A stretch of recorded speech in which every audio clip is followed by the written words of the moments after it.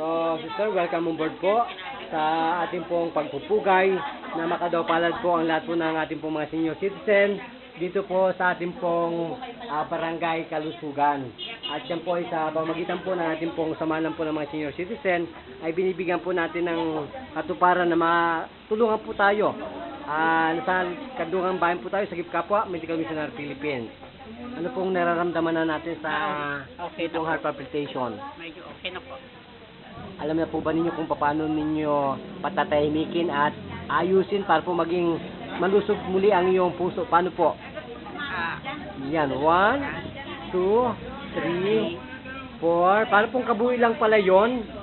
5 and 6. Parang kabuhi lang pala po yun nasa Bisaya. Alam po ba, taga Bisaya po ba kayo? Ilocos po. Ilocano? Ay, yan po si Doktora, no? Taga Ilocos po yan. Ang mukampong ito ang nagbigay po ng pagbubukas ng pinto at daan para po matawang po si Juan de la Cruz. Heart attack lang, 2 seconds lang.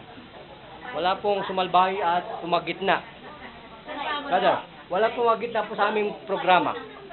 Para sila matanggalan ng isang oras ng sila itulog, maghingalo sila. Ano po katindi nun? Subukan lang nila. Matindi po ba yon? Matindi po yun. Sapagkat wala po kayong makukuwang hangin sa labas. Isang oras po naghihingalo na parang isda. Para po yung isda nilipat sa sa lupa galing sa tubig. Ganun po yan.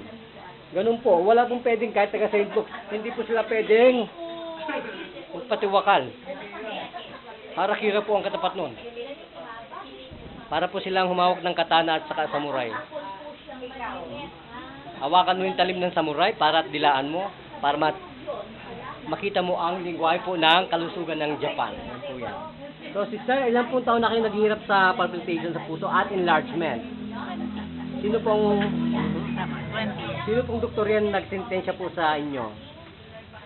Doon sa dahil ako'y nawalan ng malay, dinala ako ng anak ko sa PGH kay Dr. Mariano Lopez, internal medicine. Yun ang Sabi po nila meron kayong enlargement. enlargement at saka yun na nga, yung aking high blood. Tumataas po yun. Maghiwalay po kasi yun yung hypertension at saka yung pong enlargement. Kasi umabot na nga sa nag-220 over 120 ako. So, ang sabi nila noon, ang sabi sa akin noon ay yung pacemaker. yung So pacemaker. nag-second opinion ako kay Dr. Mariano Lopez. Sabi niya, hindi mo yun kailangan. Pero alam po ba ninyo, may natural pacemaker ang ating puso. May natural pong pacemaker. At meron pa pong spare parts po ang puso. Another generating cells ang puso po natin. Kaya nga ho, dahil sa kahirapan nga, siyempre hindi namin napagawa dahil walang pera. Dahil ang St. Luke's, ang hinihingi nung time na yon, edad ko noon ay 15 years ago. Ang hinihingi dyan, 700,000. Wala talaga kami.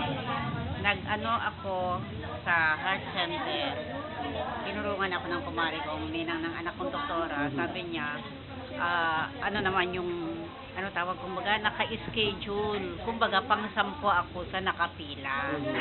Pero doon, kumbaga magkakahalaga ng 3 to 350. So sabi ko rin sa anak ko, di bali na tama na yung inabot na ako ng 50 anos. Kung mamamatay ako, mamamatay. Hindi namin pinagawa. Nag-second opinion kami sa PGH. Doon nga sa kaibigan. Ano ginawa po na gamot? Lahat to, in-examine sa akin, kinabitan ako holter, lahat. To the echo? To the echo, stress test, lahat. Ayun nga, ang sabi naman sa akin, talagang may enlargement ako, pero yung aking hindi kailangan ng pacemaker, kundi kulang lang daw ako sa exercise. Okay. Wala pong flexibility, mobility, conductability ang puso natin. So, more or less, napakatalino po ng doktor niyo, baka binigyan po kayo ng calcium. May mga ayun na nga, vitamins, at saka, yun na nga, at saka kailangan nga exercise. Mga vitamin B12, siguro po yan.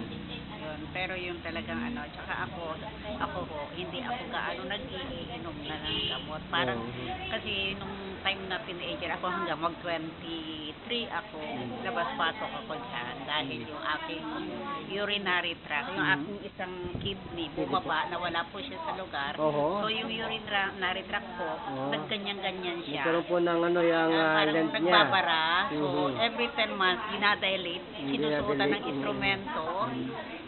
Hindi, nung kumbaga, nung ano sabi, o operahin, hindi na ako, so, pumayag kami na operahan. Pero, ayun na nga, pagka-opera, okay naman na, so hindi na siya. Eh parang nagkaroon na ako ng phobia sa mga ganyan, injection, mga ano-ano. Kaya hindi na ako sabihin, may injection ka. Parang umano na po ako, nagkaroon na ako ng phobia. So, sa madaling salita po, kamusta na po ang beauty natin ngayon? Hindi okay naman. Sabi ko nga, kung Parang may pera ano po ka, ba? talagang ipapagawa mo lahat yun, di ba? Kung may pera ka. Kung walang pera, hindi pero buhay pa rin naman ako ngayon. Yun po yung nasa Diyos siguro. Totoo yun. So, kamusta na po ang nourishment ng hipon ng Panginoon sa inyong puso ngayon? Ay, ayos na po. Parang ano po, parang himala? Ganun po yan. Kaya nga po. Diyos ko, ako po ang nagsasabi sa inyo na yung touch po ng divinity ng aming pong buwang ay napaka-bisa po ba? At pakita po yung inyong calcium na inamoy lamang po yan. Gano'n po kabisa niyang amoy lang yan. Bisa siya. Yan po Okay yan. na yung Para pong nagbubukas yung valve, no po. Kasi po, wala lamang contactability, mobility, flexibility. Nagkakaroon po ng resistance, nabubulok. Wala pong lubricant ang puso. Magpakilala na po kayo. Ako po si Anacleta Tuson, 65 years old. Sa ngayon po, okay na yung ginawa nila sa akin, maganda yung ako pakiramdam. So, nagpapasalamat po ako. So, may healing power po pala ang ating pong human body. Ako. At saka may enerhiya po yan na talagang natural na yan po ang mismong magpapagaling sa atin. So, kung ibig po sabihin, ang kagalingan po na sa ating pong mga kamay. Nagpapasalamat po ako. Let our finger our own doctor. Yun po yun. Hindi po na po kayo hahanap ng doktor. Alam po na ninyo yung vital niya. And please keep it safely. No? Okay. Nagpapanood po, nagbabalita sa ating lahat. At sabi po kayo po ang tunay na bida. At nagpagsasalam po ang inyong baglingkod. Nagpapanood po muli. At nagbabalita sa ating lahat. Buhat po dito sa barangay Kalusugan. Sa ating pong napakahinyo at napakabait na kapitan. Sino po yan? Si Robin Porlahe. Isa rin po akong lupo ng barangay. Ganun po ba? Sino po yan? Rubin? Robin Porlahe. Porlahe. Kapitan Robin Castillo. Porlahe. Porlahe. Yan, napaka-bantog at napaka-uliran. Opo. Gayahin po natin Masipag po na kapitan. mga idol, mga kapitan po ng ating pong lungsod, ng ating pong barangay Quezon City. Herbert Bautista, saludo po ako sa iyo, Mayor. Salamat po. Nanay, maraming po salamat. Sister, maraming po salamat. Tapos na ba? Opo.